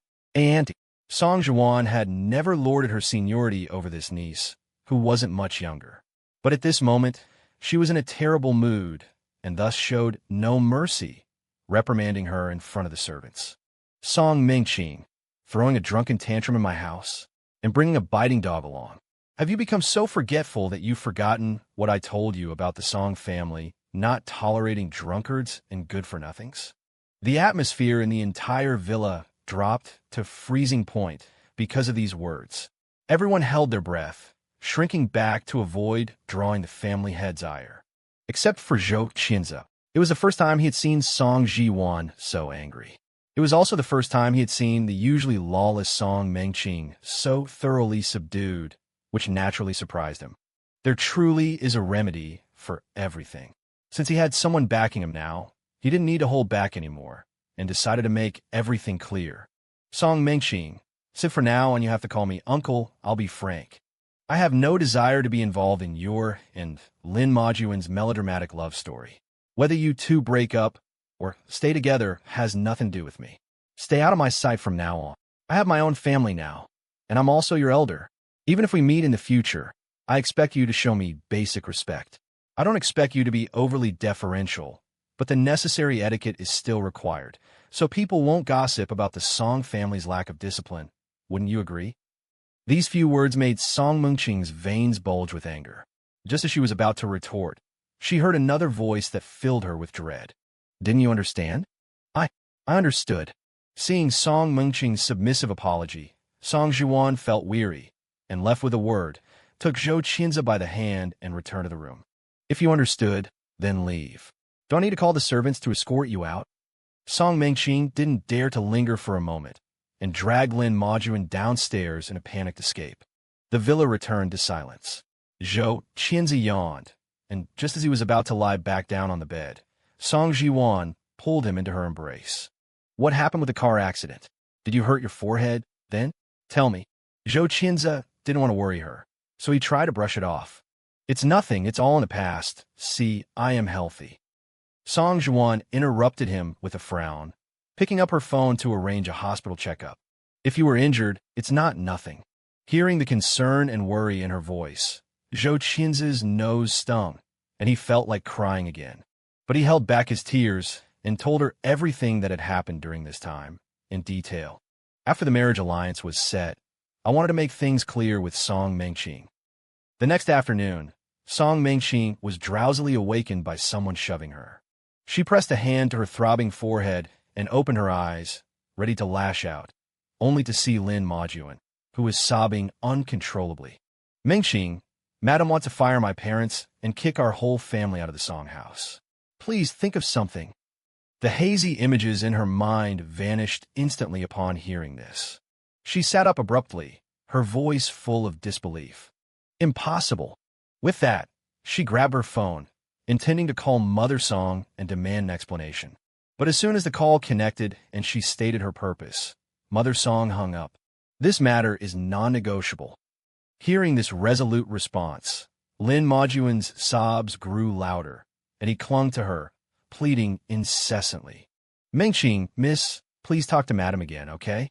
My family hasn't done anything wrong. I just want to stay by your side. You must understand how I feel, right? Seeing him so distraught, Song Mengqing's heart ached. After learning Mother Song's location, she rushed to the old residence with the Lin family in tow. The usually quiet old residence was bustling with activity today. Voices could be heard from a distance. Song Mengqing had no idea what was happening inside and initially intended to wait for her mother to come out. However, after just a few minutes, she couldn't withstand Lin Majuan's repeated pleas and forced her way in. The moment the living room door was flung open, everyone in the hall turned around.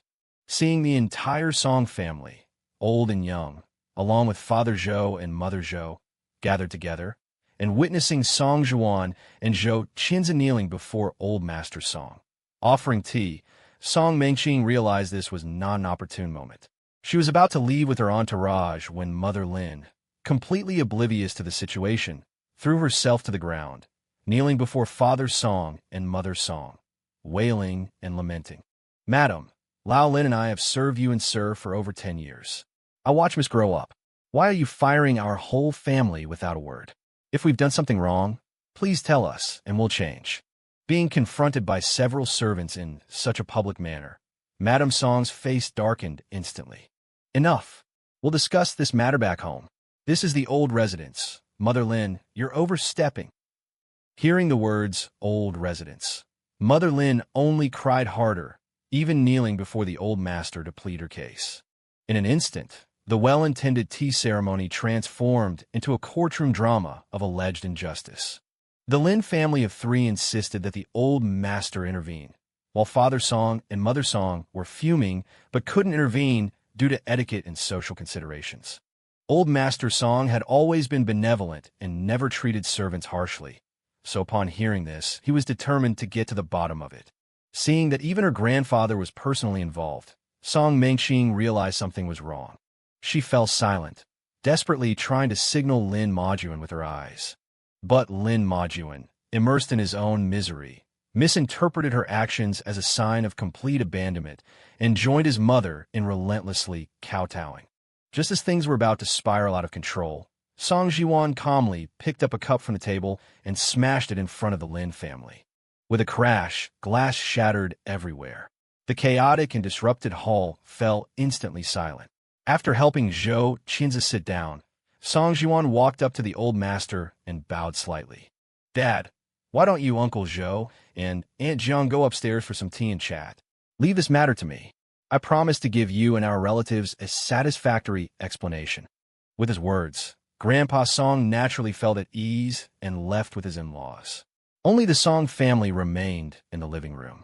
Song Jiwan sat in the highest position, looking down at the three people kneeling on the ground, his voice devoid of any emotion. "Lin Majuan, I remember you have sharp tongue. Represent the Lin family and explain everything clearly." Facing the head of the family, who was feared by those beneath him, Lin Majuan was filled with dread. But he also knew that this was his only chance, with so many people present. So he wiped the tears from his face, knelt on the ground, and recounted the cause and effect of the whole affair. After listening, the Song family's relatives, along with the bodyguards and servants at the door, all wore expressions of disbelief. It's the 21st century, so what if they were fired? It's not like they couldn't find another job. Was it necessary to make such a scene? Only Song Jiwan showed no change in expression from beginning to end. He summoned his elder brother and sister-in-law and asked them to gather all the servants in the house. In front of everyone, he asked the servants about their thoughts on the dismissal of the Lin family. At the mention of this, the previously silent crowd came forward one after another, pouring out their hearts. I think Madam was right. Lin Majuan, relying on the young Mrs. Favor, was always throwing his weight around the house. He even dared to take Madam's jewelry and clothes, threatening us not to tell, and saying that if Madam asked, we should say the young miss took them or broke them. I also think they should have been fired. Lin Ma was always bragging about how her son might climb the social ladder any day now. She pushed all the work onto us and was always slacking off. Lin Shu was the same. He would even steal the gifts brought by guests, and when he was caught, he would say that the young miss had agreed to it. Who knows how many times that happened?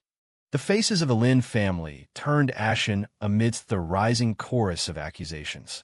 Song Mengqing, who had been anxious to the point of near collapse, also had a subtle change in her expression after hearing all this.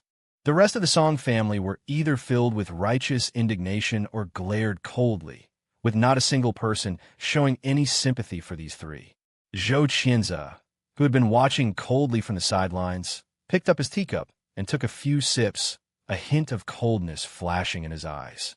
In his previous life, this scene had also occurred, but at that time he had not held a wedding, and Song Jiwan was far away overseas. Song Mengqing had not accompanied him to offer tea and had barged in with the Lin family. The elderly Grandpa Song had been softened by the Lin family's crying and had scolded Father Song and Mother Song on the spot. Although Father Song and Mother Song admitted their mistake, not long after they returned home, they found another excuse to drive the Lin family away. They also demanded compensation, causing the Lin family to fall into debt with loan sharks. With nowhere else to turn, the Lin family had no choice but to marry Lin Majuan to the debt collector to settle the debt. 3 years after his marriage, his wife passed away. Zhou Qinzi's destiny was thus changed.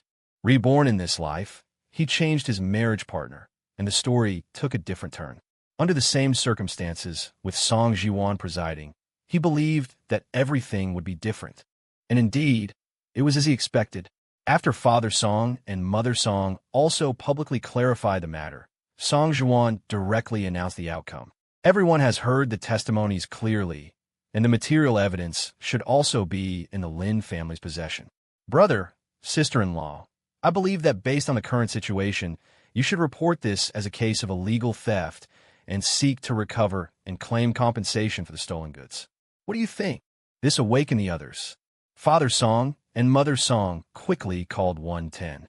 Lin Shu and Lin Ma, realizing the astronomical value of the items they had stolen and damaged, were already losing their minds, kowtowing heavily and begging for mercy. But Father Song and Mother Song, who had been utterly humiliated, showed no mercy. Hearing the police siren, Lin Majuan crawled on his knees to Song Mengqing, tearfully begging her. But Song Mengqing, having witnessed the whole process, felt no sympathy in her heart. Her gaze towards Lin Majuan was no longer as gentle as before. Things have come to this in the future. The rest of the words caught in Song Mengqing's throat. She stared in disbelief at Lin Shu, who had rushed to the kitchen, picked up a knife, and slit his own throat. Dad! Lin Majuan's hysterical cry had barely ended when Lin Ma, with a look of despair, also slit her own throat. Mom! Crimson blood splattered on the marble floor. Drip, drip, drip. The surveillance cameras captured the entire sequence of events clearly. Police cleaned up the scene, took statements, and were about to take the body and Lin Majuan back to the station. Song Mengqing, cradling him, refused to let go. Lin Majuan, collapsed in her arms, eyes vacant, was clearly in a state of shock. Her heart ached for him, and she was about to negotiate with the police, hoping to wait until he had stabilized emotionally. Song Jiwan prevented this from happening. She produced a surveillance video and handed it to the officer, calmly making a request. Officer Zhang, this video clearly shows Lin Majuan's involvement in the murder of my husband. I request a formal investigation. Hearing this, Lin Majuan, who had seemed utterly lost, instantly snapped back to awareness, screaming uncontrollably. It wasn't me. It was an accident. The police already investigated, and Mengqing signed a letter of understanding for me. You can't hold me accountable. He argued vehemently, and Song Mengqing tried to corroborate his claims. Song Jiwan didn't give her the chance. Officer Zhang, my husband and the signatory were only friends. The letter of understanding at the police station has no legal standing. Furthermore, my husband himself insisted on pursuing accountability and investigation. Do you understand what I'm saying? Officer Zhang's face turned serious. He solemnly accepted the evidence and prepared to take Lin Majuan away. Song Mengqing still tried to intervene, but Song Jiwan stopped her with a single sentence. If you walk out that door today, you no longer need to bear the surname Song. Our Song family has no place for criminals who collude with murderers. Furthermore, you were also present on the day of the incident, and your name is on the agreement. You will undoubtedly be summoned by the police station. I expect you to tell the truth, the whole truth, and nothing but the truth. Whether you were truly innocent or an accomplice, that's for the police and the court to decide. Song Mengqing's face turned ashen, and she dared not speak another word. Seeing her in action, Lin Majuan's last shred of hope vanished.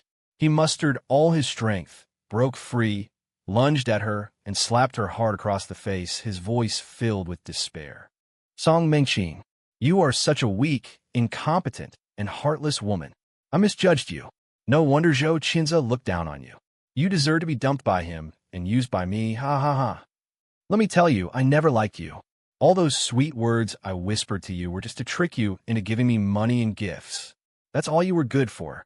Besides your money in that face, you're a useless piece of trash. If I could live my life over, I'd rather marry a maid than ever look at you again. Song Mengqing's eyes, which had held a flicker of hesitation and pity, turned cold at these words. For the first time, she realized that the person she had loved and protected for so many years was nothing more than a materialistic, vulgar creature.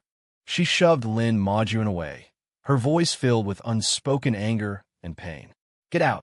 The police escorted the struggling man out of the Song family mansion. The moment the door closed, Song Mengqing felt all the strength drain from her body. She turned around wearily, only to meet a familiar pair of eyes. It was Zhou Qianze. Seeing him, the gloom in her heart deepened. She opened her mouth slightly, wanting to call out to him. Qianze. Zhou Qianze didn't respond. He extended his hand to Song Zhuan, his voice gentle and soft. Things are temporarily settled. It's time for you to offer tea to my parents. All right, they must be getting impatient. Watching the two figures leave, side by side, the light gradually faded from Song Mingqing's eyes. A sharp pain surged in her chest, so intense that tears welled up. She felt something slipping away from her, drifting further and further away. Lost forever. On the way home, Song Zhuan was looking over the hospital report that her secretary had just delivered. She read the line, "Minor trauma, no abnormalities in organs or bones," 6 or 7 times before finally feeling relieved. Zhou Qianze, sitting beside her, casually took the report and tossed it into her bag, his tone light. "I told you I was fine. You insisted on taking me for a checkup this morning. Now are you finally reassured?" "I needed to see the results with my own eyes to be at ease. It's just a bit of extra time." That made sense. Zhou Qianze nodded, then remembered something important. "When did you get the surveillance footage from Song Mingqing's villa?" "This morning," Song Zhuan replied briskly. Zhou Qianze was a little puzzled. She doesn't know. She doesn't need to know. After all, every asset she owns has to go through me. Houses, cars, shares, everything. Hearing this, a strange thought suddenly popped into Zhou Qianze's head. He didn't have time to catch this fleeting inspiration before it vanished, leaving only a lingering sense of unease that he couldn't shake off. But everything was resolved, and he didn't bother to dwell on it. He enthusiastically asked Song Zhuan if she wanted to try his cooking. She glanced at him, surprised. "You can cook." The 21-year-old Zhou Qianze certainly couldn't. But in his previous life, after having a daughter, he had learned a lot from a nutritionist. However, he didn't dare to pretend he knew it all in front of her and modestly claimed to know a little. Once in the kitchen, he burned the fresh, plump Xinjiang fish until it was black, and the kitchen filled with smoke. The confidence on his face turned to embarrassment as he scrambled for excuses. "All I know how to make are nutritious meals. This is my first time frying fish. It's normal to mess up, right?" Song Zhuan suppressed her laughter, fully affirming his statement. "Then just make nutritious meals from now on. We'll both eat healthily, so we can live to 100 and grow old together." It was clearly a well-intentioned statement, but Zhou Qianze felt a pang of sadness upon hearing it. In his previous life, he had only lived to 35, and she had died in the same year. Together, they hadn't even reached 100 years. Although their fates had changed in this life, what lay ahead? Nobody knew. Seeing the flicker of distraction in his eyes, Song Zhuan guessed he was probably thinking of something unpleasant and quickly changed the subject. "But if you don't know how to cook fish, why did you suddenly want to try?" That question stumped Zhou Qianze. He stammered, unable to give a good reason, and finally, a bit annoyed, wiped his blackened hands on her clothes. "I heard you liked it, so if I'd known you wouldn't appreciate it, I wouldn't have bothered." Song Zhuan wiped his hands while coaxing him. "Even if it's burnt, I'll love anything my husband makes. Why don't we have some more fish delivered? I'll help you watch the heat. We'll definitely succeed today." Encouraged by her words, Zhou Qianze rolled up his sleeves again. After several hours of effort, and after sacrificing 3 poor fish, he finally managed to simmer a pot of milky white fish soup. Song Zhuan immediately took a photo to commemorate the occasion and posted her first ever WeChat moment. "The first bowl of fish soup my husband made." Within minutes, the likes and comments reached 99 plus. "Who made it? Qianze? When did he learn to cook? None of us knew. So sour, so sour, so sour, so sour. Someone make me a bowl of fish soup, too. I want to try it, too. Get your brother-in-law to show off his skills next time." Song Zhuan also saw this post on Moments. Gazing at the hand adorned with a ring, barely visible at the corner of the photo, her desolation reached its peak. This ring was meant to be hers. This bowl of fish soup was also meant to be cooked for her. But now everything was gone. She had nothing left, only a cold, empty room. Where did it all go wrong? Song Zhuan couldn't figure it out and could only drown her sorrows in alcohol. After a few drinks, her suppressed inhibitions were released, and she couldn't resist calling Zhou Qinze. It took 4 calls before he finally answered, and all she heard was a faint breath. Dazed and with a heavy voice, she spoke. "Qinze, I was wrong before. I shouldn't have ignored you time and time again. I'm sorry. I know you have feelings for me, and marrying my little aunt was just to spite me, right? Divorce her and come back to me, okay? I promise you, I'll make up for the wedding and the ring. From now on, I'll be with you wholeheartedly." She murmured softly, pouring out all her unspoken feelings. But the other end remained silent. This endless silence made Song Mengqing feel flustered. "Qinze, why aren't you saying? Honey, where's the hairdryer?" Hearing a familiar voice faintly through the phone, Song Mengqing's breath hitched. The next second, she heard Song Jiwan's voice, close and clear. "Wait a moment, I'll get it for you." After a gentle response, her tone turned icy. "Song Mengqing, your priority right now is to give an explanation to the police, not to offend your uncle whom you've hurt repeatedly." With a beep, the call was disconnected. Song Mengqing's heart sank into the darkness. On the other side, Song Jiwan was blow-drying Zhou Qinze's hair. While playing with her phone, she casually asked, "Did someone call just now?" Song Jiwan nodded, truthfully replying. Song Mengqing got drunk again and called to rant. "I gave her a piece of my mind for you." A piece of her mind? The phrase used in relation to Song Mengqing felt somewhat incongruous to Zhou Qinze. But remembering that she and he were now relatives, a strange feeling of superiority suddenly arose in him, and he couldn't help but ask for clarification. "From the sound of your voice, it seems like you often scold her. But aren't you only 6 years older than her?" Seeing the curiosity on his face, Song Jiwan chuckled. "When she was in kindergarten, she was very naughty. She deliberately pulled a chair away, causing Grandpa to fall and be hospitalized for half a month with a fracture. I gave her a good dressing down, and ever since, she's been like a mouse seeing a cat whenever she sees me. So it left a psychological shadow." Zhou Qinze finally understood the reason. "She's so afraid of you. What do you think of her?" Song Jiwan's hand paused, a myriad of complex emotions flashing in her eyes. After a long deliberation, she carefully chose her words. "Too impulsive, immature, and not up to the task." A rather objective evaluation. Zhou Qinze was somewhat amazed by Song Jiwan's spot-on judgment of people and couldn't help but want to ask her opinion of himself. This time, she hesitated even longer. Intelligent, rational, decisive, and most importantly, has good taste. Having lived 2 lifetimes, this was the first time Zhou Qinze had heard someone describe him with these words. But only he knew that these were lessons he had learned through blood and tears. 7 years of a marriage filled with cold violence, his daughter's tragic death, a life plagued by illness and unfulfilled desires. Even though it was all in the distant past, Zhou Qinze still felt a pang of sorrow whenever he thought about it. She embraced Song Jiwan, listening to her heartbeat, and slowly worked through those emotions. Everything was a fresh start.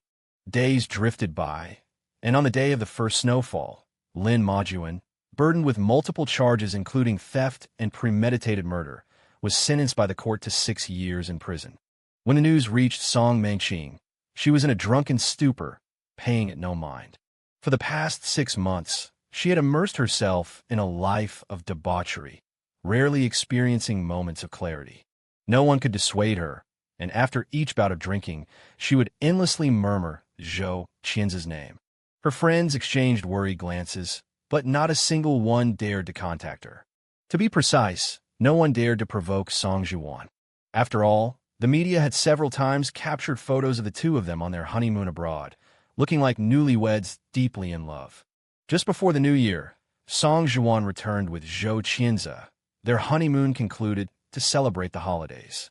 On New Year's Eve, at the Song family banquet, she radiantly announced good news to the entire family. "I'm pregnant, and the doctor says it's twins." Amidst a chorus of congratulations, Song Mengqing, however, lost her composure and dropped her wine glass. The entire family turned to look at her, her face pale, as she forced out the word congratulations through gritted teeth, summoning all her strength. Every second felt unbearably long. After just 10 minutes, Song Mengqing made a casual excuse and hastily departed. That night, She didn't sleep, nor did she drink, but sat lifelessly in a corner, reminiscing about the past. The bright, incandescent light illuminated the room, and she stared blankly at the things in the cabinet that Zhou Qianze had given her. The jar of 999 stars he had folded for her when she was 10, the model he had painstakingly assembled for over half a month when she was 16, the brooch and cufflinks he had personally designed when she was 20. As she looked, Song Mengqing's eyes reddened. A wave of pain washed over her heart feeling as if it were being clenched by a hand, making it hard to breathe. She covered her face, tears streaming down her fingers, soaking her sleeves. From that moment on, she finally understood the meaning of cherishing something only after losing it. Although the babies were only 3 months along, Song Zhuan had already started thinking about names. She had drafted a dozen or so names for both boys and girls, including nicknames, and showed them to Zhou Qianze. He put down the parenting book he was holding and glanced at them, immediately drawn to one. He picked up the piece of paper, looking at the characters Ying Ming written on it, his eyes welling up with tears. "Why did you think of this name?"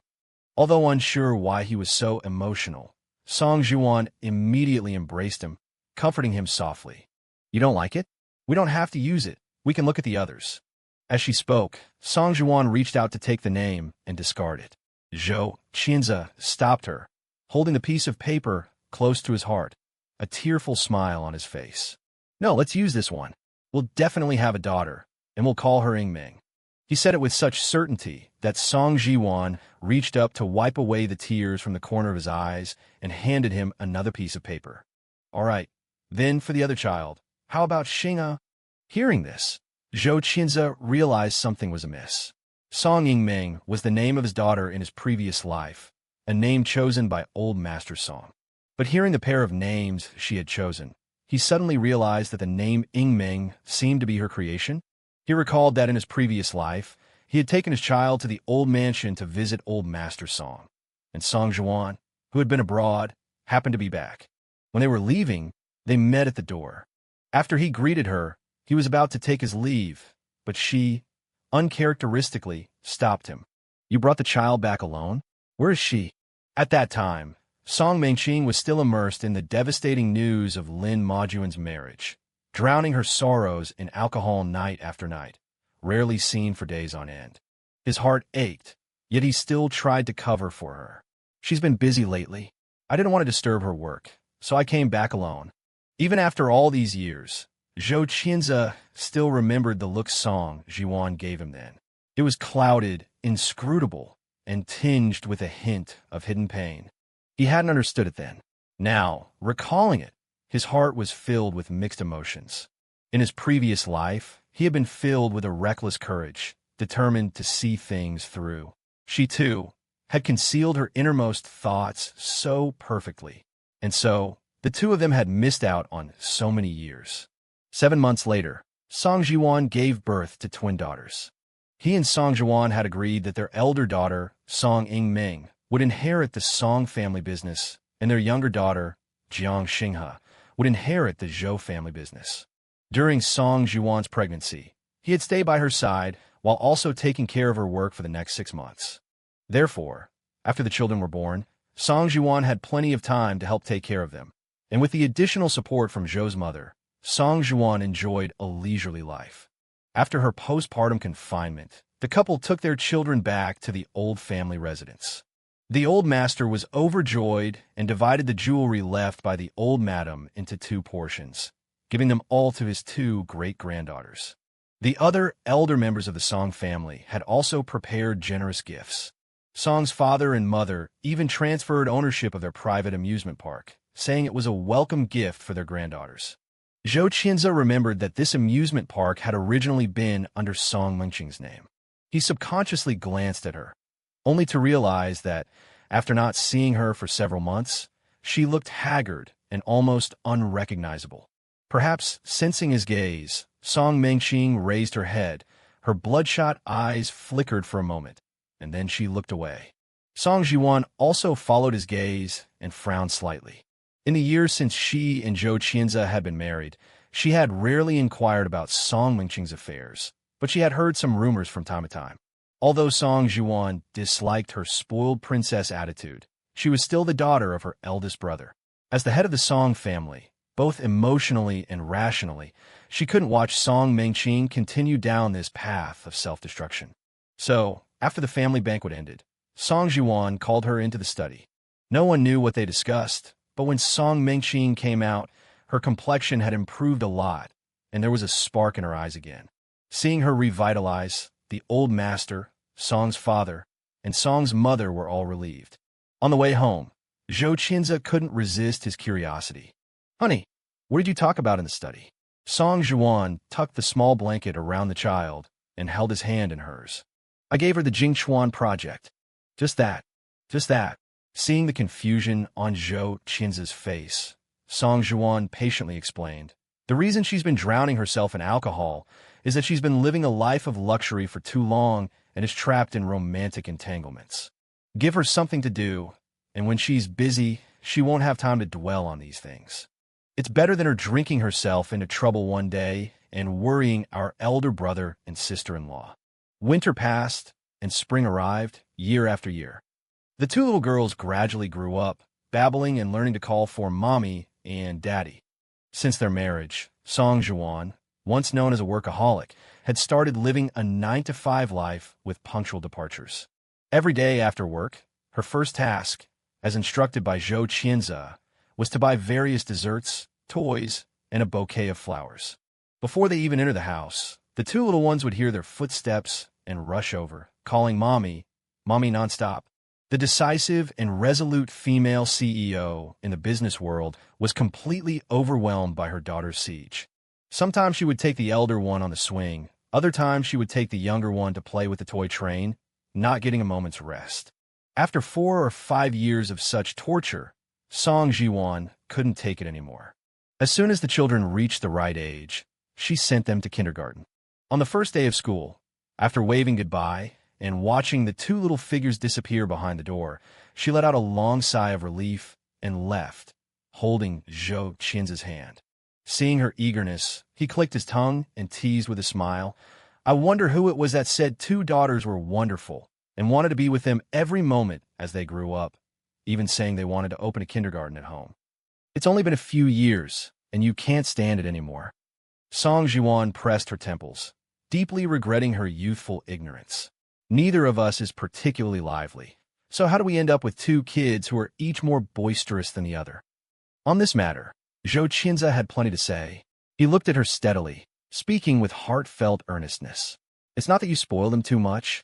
If I say just a few words, you're there smoothing things over. How could they possibly calm down? If you ask me, you're just creating your own problems." After being lectured, Song Jiwan didn't dare say a word. Seeing her silently accepting the criticism, their driver, Uncle Lu, couldn't help but chuckle. "Sir, ever since you married President Song, her standing in the family has been declining day by day. Who would have thought that someone who used to be so stern with everyone would become such a gentle person?" Song Jiwan shook her head helplessly, unable to refute. Zhou Qinze covered his mouth, snickering, his eyes brimming with mirth. "Uncle Lu, don't let her gloomy face fool you. She's actually enjoying it." "That's right. Sir, you don't know, but the employees at the company are very grateful to you. They say that after President Song got married, she realized the importance of family. Everyone doesn't have to work overtime anymore. They just leave with President Song when it's time. In that case, Uncle Lu, park the car on the side of the road, and you can go home too." Since the boss had spoken, Uncle Lu didn't dawdle. He quickly parked the car and handed over the keys. Song Jiwan got into the driver's seat and entered an address into the display screen. Zhou Qinze, unsure what she was up to now, casually asked, "What are we going to Yanqing Mountain for?" "Date. The weather is so nice, and I heard there's a new hot spring resort there. It'd be nice to see the autumn scenery." Zhou Qinze had already planned to go home and take a nap, and he objected to this unannounced trip. Song Jiwan softened her voice and negotiated with him. "How long has it been since we had some time alone? Husband, it's a rare opportunity." Zhou Qinze couldn't resist her and could only agree. After enjoying a comfortable soak in the hot springs, the couple nestled together in front of the floor-to-ceiling window, gazing at the mountain covered with green pines and red leaves. Song Juan carefully adjusted the bath towel draped over his shoulders, her movements patient and meticulous. Looking at those gentle eyes so close to him, Zhou Qianze felt a surreal sensation. Could a life of harmonious bliss really be a part of his life? After being stared at for a while, Song Juan playfully tapped his nose. What's wrong? Daydreaming again? After a long moment of contemplation, Zhou Qianze asked her a question. Back then, if I hadn't married you, oh no, if I hadn't entered the Song family, would you have married someone else? No. Why? Why? Song Juan wrapped her arm around his shoulder and leaned back against the chair, her deep, dark eyes looking into the distance. If it wasn't for a marriage alliance, I wouldn't have considered getting married at all. Zhou Qianze knew she was telling the truth, and he also knew she wasn't telling the whole truth. For instance, in the first sentence, she omitted the with you between wasn't for and a marriage alliance. She wouldn't have married anyone but him. Zhou Qianze had already known the answer in their previous life, so he believed it without a doubt. But in this life, they had been married for so many years, and their children were already so big, yet she still kept her secret crush on him so tightly under wraps. Zhou Qianze somewhat admired her self-control. On the twins' 6th birthday, the old master planned a grand celebration for them. Zhou Qianze took 2 days off from school, and a family of 4 arrived at the old mansion a day early. As the banquet was about to begin, the castle cake that had been ordered days in advance still hadn't arrived. Song Juan wanted to drive to the bakery to inquire, but Zhou Qianze refused to let her leave, preferring to have the servants whip up 2 makeshift cakes instead. However, she knew how much the children had been looking forward to the castle cake and didn't want to disappoint them. The old master, doting on his great-grandchildren, also urged her to go and quickly return, but Zhou Qianze remained adamant. Song Juan was about to try and reason with him, but when she saw the slight tremor in his hands and the anxiety in his eyes, her heart softened, and she put down the car keys. It's our birthday, what's wrong? If you don't want me to go, then I won't. Cheer up, okay? Only then did Zhou Qianze slowly calm down, but he still refused to let go of her hand. He remembered all too clearly that in his previous life, Song Juan had been in a car accident on the twins' 6th birthday. Although the course of events had changed in this life, he didn't dare to take any chances. He had already experienced the pain of losing a loved one once. So this time, no matter what, he had to keep her by his side. When the 2 little girls learned that the castle cake wouldn't be delivered, their faces fell. Holding hands, they sat on the swing in the garden, sighing repeatedly. Song Mengqing, who had just returned, saw them, and a gentle smile spread across her face. Carrying the carefully prepared gifts, she walked over to them, intending to give them a surprise, when she overheard the 2 little girls whispering. Why won't Daddy let Mommy go get our cake? I don't know, but if Daddy says no, Mommy will definitely listen to him. Never mind, we'll ask Mommy to buy a new one next year. We'll be a year older then, so the castle will definitely be even bigger and prettier. Hearing this, Song Mengqing's heart stirred. What cake? The 2 little girls saw her and rushed into her arms, calling her sister repeatedly. Then, in their childish voices, they told her about the cake. Song Mengqing nodded, handed them their gifts, and stroked their heads. Why don't you 2 stay here and wait obediently? Sister will go and get the cake for you. The little girls didn't immediately agree, but instead, each took one of her hands. It's okay, sister. Mommy said we'll just have a regular cake today. If she finds out, she'll definitely be angry. That's right, sister. If you go now, you won't be back in time for us to blow out the candles, and then there won't be enough cake. Looking at their mischievous expressions, Song Mengqing felt as if she was seeing 2 miniature Zhou Qianzes standing before her. She could still vividly remember the image of him as a child, following her around and calling her sister Mengqing. It was a pity that everything was in the past. She closed her eyes, hiding the emotions in them, and forced a smile again. It's okay, as long as you don't tell Mommy. Sister will go and get the cake for you, and you must remember to secretly save a piece of birthday cake for Sister. After the 3 of them made a pinky promise, Song Mengqing took the car keys and left. Before heading out, she inexplicably looked back and saw Zhou Qianze leading the 2 children back into the living room. He still looked like he was in his 20s, as if time had left no mark on him. But Song Mingqing knew that everything was different. He no longer belonged to her.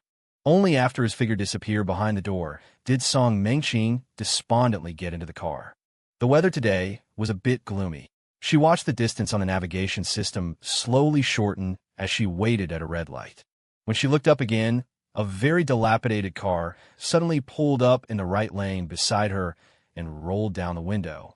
She instinctively turned her head, and upon seeing the gaunt and emaciated face, her gaze suddenly froze. The next second, a force of gravity slammed into them, shattering the car window. Blood gushed out like a spring. More immediate than the intense pain was the spreading sense of utter disorientation and blankness. Before losing consciousness, Song Mingqing mustered her last ounce of strength to rip off the necklace she wore. The car's smashed infotainment screen still played a song softly. "I Once Had You, How It Breaks My Heart." Zhou Qinze learned of Song Mingqing's accident 8 hours after it happened. That night, their family was still staying at the old residence. The two girls were already asleep, still murmuring in their dreams about saving a piece of cake. The couple, thinking they were still dingy the castle cake, were discussing reordering one for the next day when Song Jiwan received a call. Her smiling face instantly turned serious as she quickly threw on a coat. "Big brother," said Jiwan, "was in a car accident. I'm going to hospital to check on things. Qinze, you stay home with the children and dad. Let's not spread this news around yet." Zhou Qinze was also shocked by the news. He thought that by keeping Song Jiwan at home, he could avert disaster, but he never imagined that Song Mingqing would be the one to have an accident. The date was the same, the cause of the accident was identical, and both were members of the Song family. All these coincidences coming together made him start to wonder, was this fate, or was someone manipulating things? If it was truly destiny, then why did Song Mingqing have to bear the ending meant for Song Jiwan? If it was a man-made accident, who could harbor such intense animosity towards the Song family? Zhou Qinze thought about it all night, but still had no clue. At daybreak, he received a text message from Song Jiwan. "Rescue failed." Just 4 simple words, but Zhou Qinze understood their meaning clearly. He clenched his fists and closed his eyes. His heart, which had been racing all night, suddenly plunged into the abyss. Over the years, he had actually let go of past grievances. He regarded Song Mingqing as merely a distant relative. But there was still more than 10 years of affection, and to suddenly hear the news of her passing, he still felt a little breathless. More than sadness, his current mood was closer to bewildered helplessness. There was a sense of the futility of a deceased's passing. There was also a fear of the capriciousness of fate. After the funeral, Song Jiwan shared the investigation results with Zhou Qinze. The police said it was intentional murder, but currently there's no information about the killer. The car had no license plate. The police said it was likely stolen from a junkyard, and they're still investigating. From the time of the accident until the doctors declared the rescue a failure, Mingqing was clutching a necklace. We don't know if it was left by the killer or if it has some other meaning. Hearing this, Zhou Qinze frowned slightly. A necklace? What necklace? Song Jiwan took out the photo she had taken at the hospital and handed it to him. With just one glance, Zhou Qinze recognized the bloodstained necklace. It was the gift Song Mingqing had given him for his coming of age. The day before his and Song Jiwan's wedding, he had ripped the necklace off and returned it to her. He never imagined that after all this time, she would still have kept it. For a moment, emotions surged within him. In addition to this, a thought kept flashing in his mind. But for the moment, he didn't have any clue as to what it was. After Song Mingqing passed away, Song Jiwan took the children back to the old house every week to spend more time with elder Mr. Song. Everyone tacitly avoided mentioning that name. In the eyes of the two young girls, Song Mingqing had simply gone to a very, very far-away place, and it was uncertain when she would return. Every time Song Jiwan bought a cake, they would always save a piece in the refrigerator. Time gradually diluted the atmosphere of grief in the house. The two little girls grew more and more mischievous with age, and if one wasn't careful, they would turn the house upside down. Zhou Qinze had just woken up from his nap when he saw them sneaking around in a corner, rummaging through something. He was about to walk over and scare them when the two of them waved a few sheets of paper and ran over. "Dad, who is Ah Xing?" Zhou Qianze was taken aback, only then realizing that the things in their hands looked familiar. They were the love letters Song Jiwan had hidden. In their 7 years of marriage, he had searched the entire bedroom but couldn't find them, and now the two children had discovered them. Zhou Qianze couldn't help but feel a bit exasperated. He put the things in a box and put it away, then whispered a few words to them. When Song Jiwan returned, the two little girls excitedly ran up and surrounded her. "Mom, who is Xing? Why did you write so many letters to him?" Seeing the things in their hands, Song Jiwan's eyelids twitched. Just as she was about to take them, she heard Zhou Qianze's cough. He leaned against the railing on the second floor, his eyes curved in a smile, like a cunning fox. Just by seeing his expression, she knew he had definitely read the letters. The secrets she had kept hidden in her heart for over a decade were now exposed, but she felt a sense of relief. The nanny took the children outside to play, and she walked up to Zhou Qianze with the letters. Before she could speak, he preemptively cleared his name. "Your precious daughters dug them out. It has nothing to do with me." Song Jiwan nestled into his embrace, smelling the fresh fragrance of his hair, and smiled softly. "They were meant for my Xing. How can you say it has nothing to do with you?" After all this pretense, he finally heard the truth. Zhou Qianze reached out and pinched her ear. "Confess honestly, when did this happen? Why didn't you tell me when we got married?" In front of him, Song Jiwan could only surrender. "The love letters you wrote when you were 17. Falling in love with you. That happened when I was 13. Do you remember the year we both had the flu?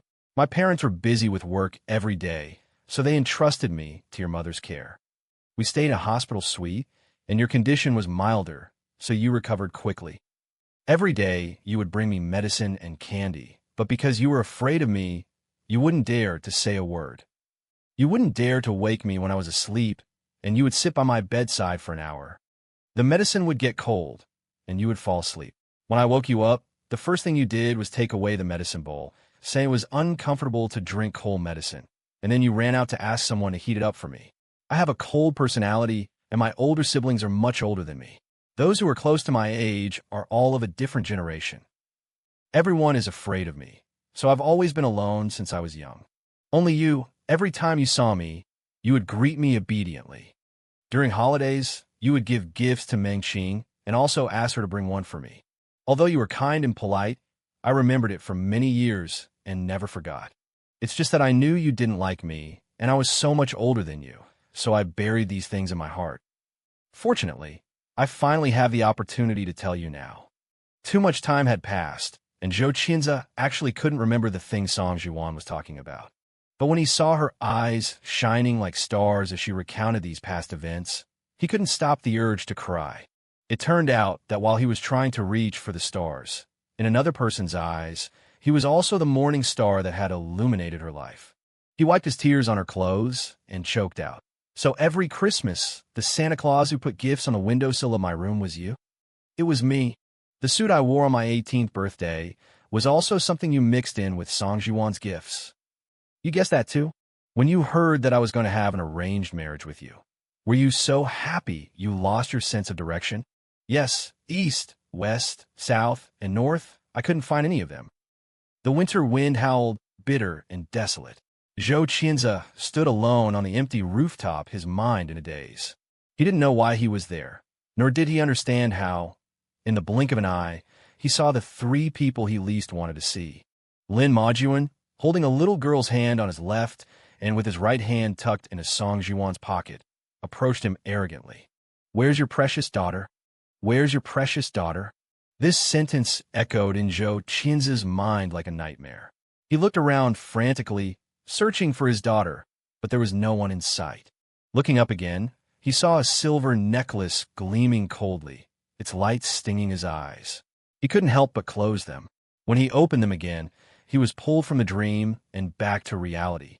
Outside the window, the sky was just beginning to lighten. The small night light on the bedside table illuminated the calendar. Today was December 17th. On the same day, in his previous life, kidnappers had abducted his daughter and pushed her from the rooftop. And he, in the early hours of this day, had dreamt of that scene again. He gasped for breath, trying to wipe the cold sweat beading on his forehead. The The slight movement of his hand woke Song Juan, who was sleeping soundly beside him. She opened her eyes sleepily, her voice thick with drowsiness. "Did you have a nightmare?" Zhou Qinze didn't want to worry her, so he shook his head gently. "I'm a little hot. I'll adjust the air conditioning. Go back to sleep, it's still early." The person beside him hummed in agreement and quickly fell back asleep. But Zhou Qinze couldn't fall asleep for a long time. He replayed the scenes from his dream over and over in his mind. But the memories faded quickly, and by dawn, the only thing he could remember was that necklace. Necklace, necklace. What did it mean? As Zhou Qinze pondered, he unconsciously reached for his neck. He felt nothing. This emptiness gave him a jolt, reminding him of an old incident.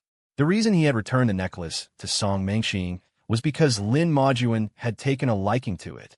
He was so jealous of his life and wanted to take everything he had. That must have included the necklace. Song Mengxing had been clutching the necklace tightly before she died. Was she trying to tell him that Lin Majuan was the one who killed her? Realizing this, Zhou Qinze shuddered. Some things that had puzzled him for a long time were now clear. In his previous life, Lin Majuan and Song Mengxing were together. He faced two major obstacles on his path to becoming Song Mengxing's husband: Zhou Qinze and Song Yingmeng and Song Juan. One occupied the title of Song Mengxing's husband and daughter, and the other controlled the lifeline of the entire Song family. So he ruthlessly orchestrated a car accident and a kidnapping to eliminate both obstacles. But in this life, because Zhou Qinze had taken the initiative, the story had changed. 27-year-old Lin Majuan had lost his parents, spent 6 years in prison, and his life was in ruins. Having fallen to this state, with his personality, he would definitely seek revenge after his release. Now that Song Mengxing was dead, the next targets were him, Song Juan, and their children. And today happened to be December 17th. Everything coincided with his previous life. So, it was all a conspiracy. Having finally understood everything, Zhou Qinze quickly shook the person beside him awake, urging her to get up. Serves him right. Who told him to chase after Sister Mengxing all day long? That's what you get for being a desperate simp. After the couple found the police officer in charge of the car accident case, Zhou Qinze mentioned the necklace. The police quickly used this clue to track Lin Majuan's whereabouts. The couple stayed home with their 2 children all day and finally received a call from the police in the evening. "Mr. Zhou, based on the clues you provided, we successfully apprehended Lin Majuan and his accomplice outside the kindergarten. He has confessed to the crime." Hearing this result, the weight that had been pressing on Zhou Qinze's heart instantly dissipated. The 2 innocent daughters, seeing his relaxed expression, finally dared to run into his arms and act spoiled. "Daddy, I'm hungry. I want sweet and sour pork ribs. Don't make pork ribs for my sister. She lost a tooth yesterday and can't eat them. Let's have shrimp, okay?" All they think about is food, day in and day out. A hint of exasperation flashed in Zhou Qinze's eyes. He reached out and nudged Song Juan, tilting his chin towards the kitchen. "The kids are hungry. Shouldn't you be a little more proactive?" Song Juan consciously stood up, but before she could take a step, the 2 children held her back. "If Mommy cooks, let's eat out. We can ask Aunt Shen to cook too. I don't want Mommy's cooking. It's too salty, too salty." The family's laughter and chatter gradually faded into the distance, amidst the gradually lighting up homes. And tonight, the green mountains stood tall, and the floating clouds drifted far. It was the best time of the human world.